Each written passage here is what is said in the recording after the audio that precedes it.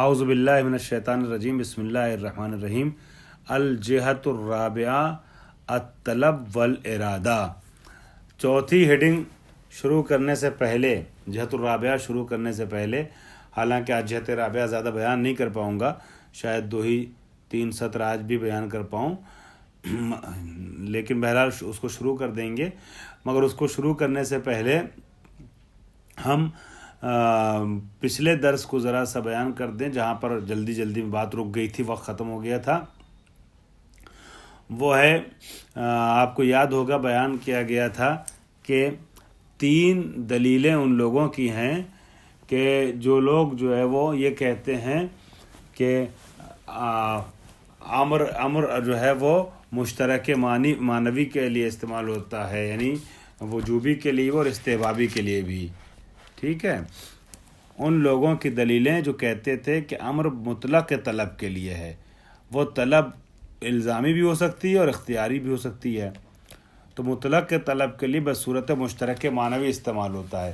اسی طریقے سے کہ جیسے لفظ عین استعمال ہوتا ہے بصورت مشترک معنوی چشمے کے لیے بھی اور آنکھ کے لیے مثلا، اسی طریقے سے یہاں اس کو امر کو وضع کیا گیا ہے دونوں کے لیے بصورت مشترک معنوی، ٹھیک ہے۔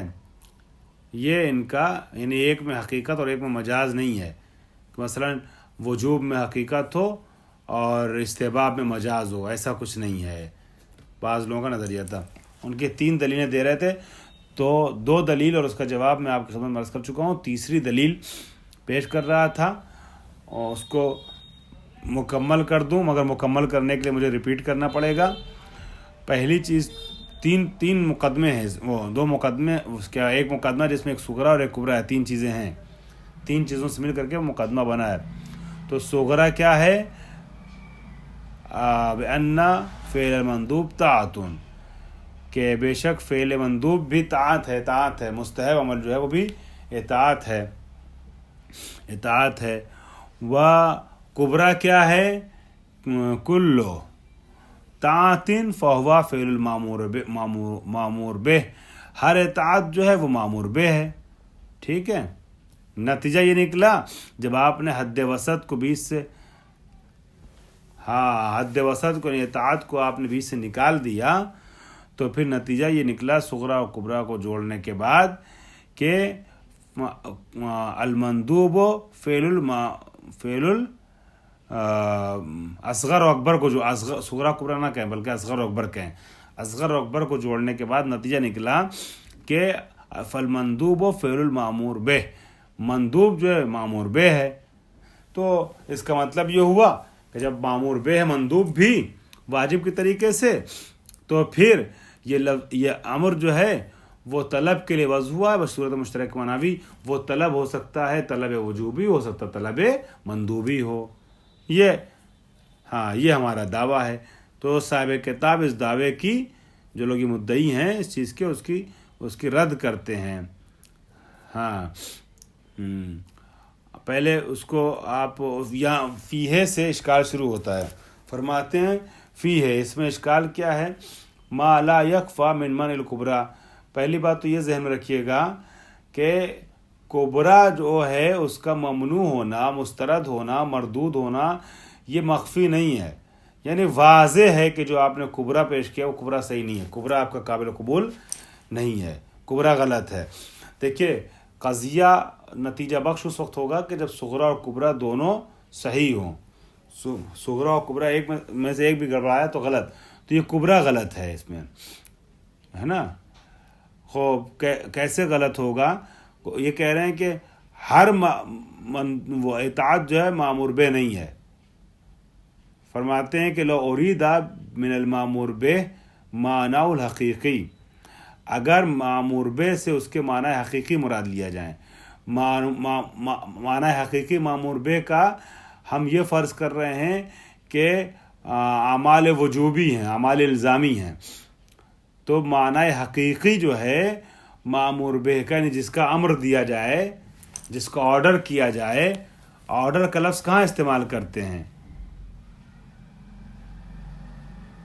मांगे किस तरीके से मांगे, यानी उसका अंजाम देना ज़रूरी है। मामूर बे यानी जिसका अमर दिया जाए, अगर उसको अंजाम न दे बंदा तो मौला को हक है कि नहीं डांटने का, नसीहत करने का, तंबीह का।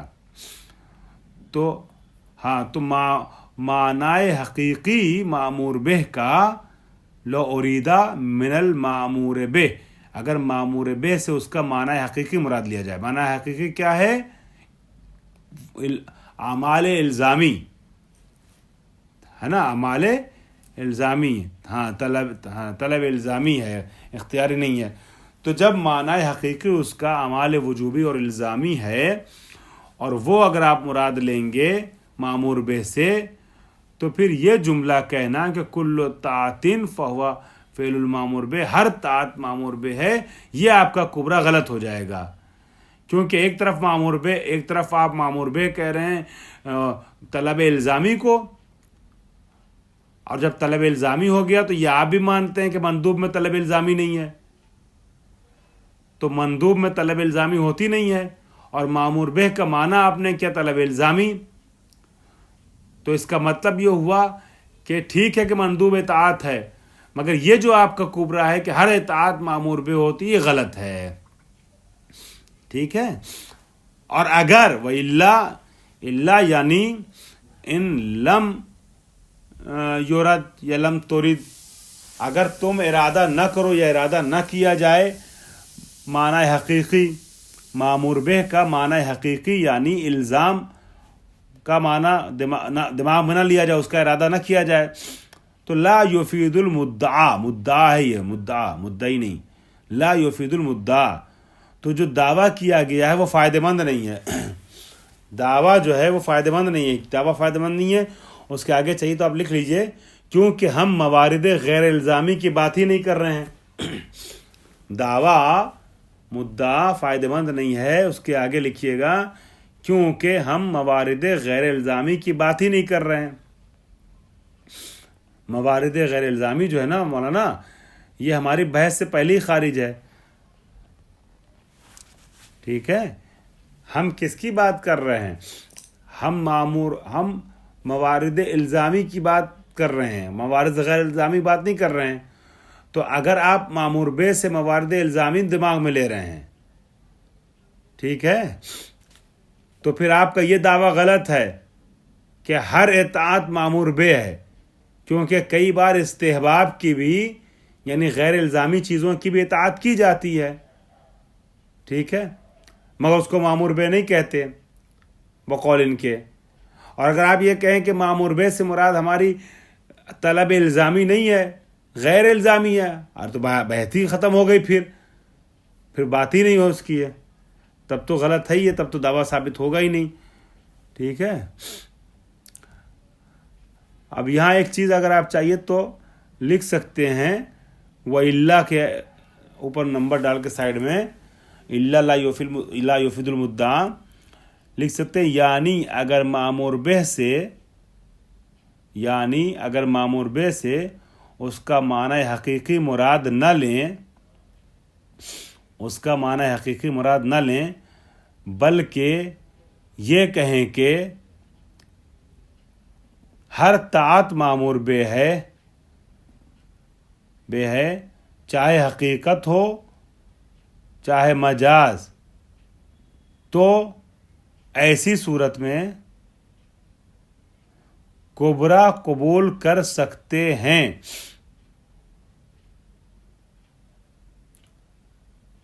ठीक है, मगर ये आपका मुद्दा साबित करने के लिए काफ़ी नहीं है, मगर ये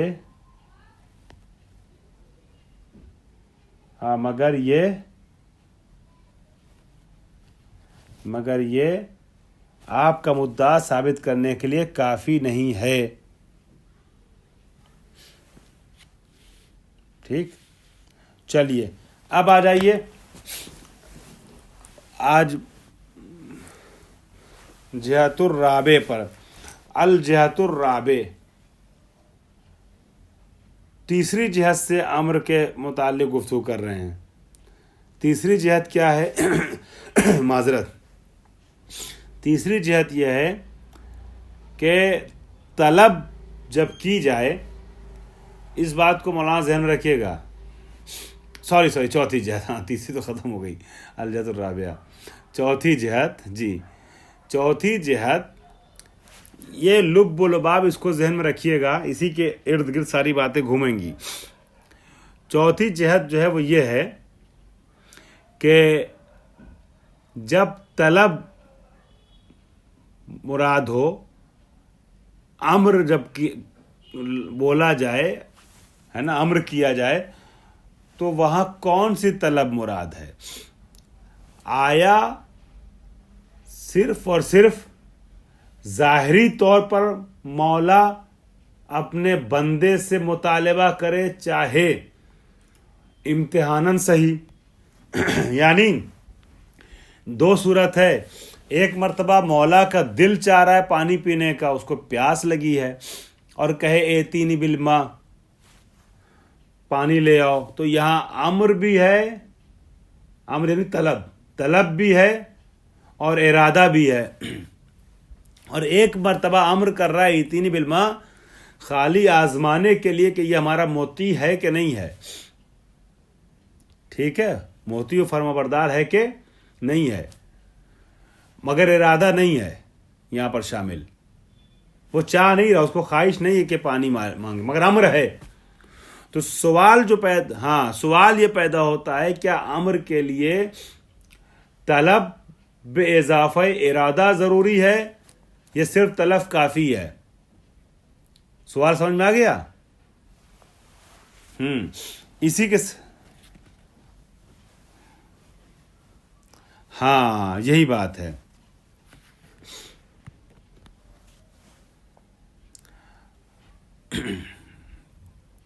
اب یہاں پہ آپ کو اس کے پہلے کہ میں بات چھیڑوں، یہ بات بتا دوں یا لکھوا دوں کہ طلب جو ہے اس کی دو قسم ہے.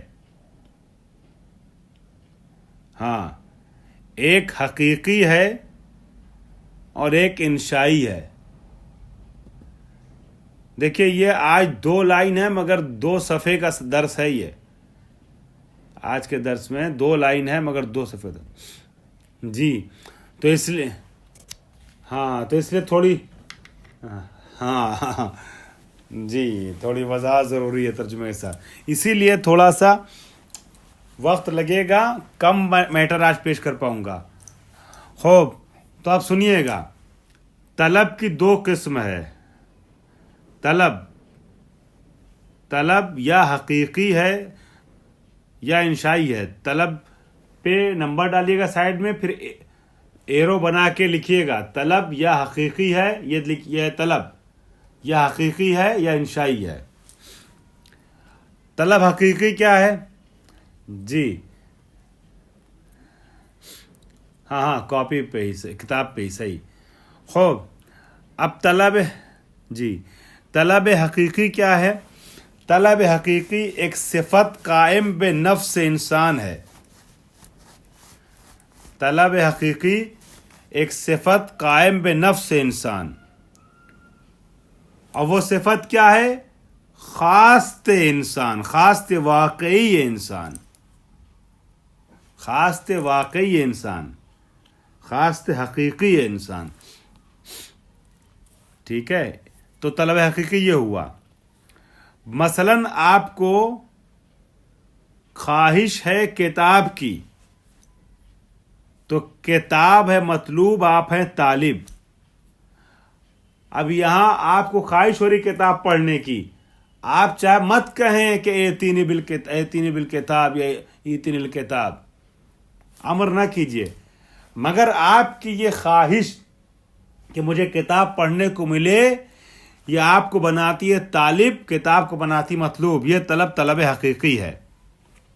ہاں کتاب مطلوب، یہ طلب حقیقی ہے. خوب، اس کے بعد دوسری طلب عرض کر رہا ہوں میں.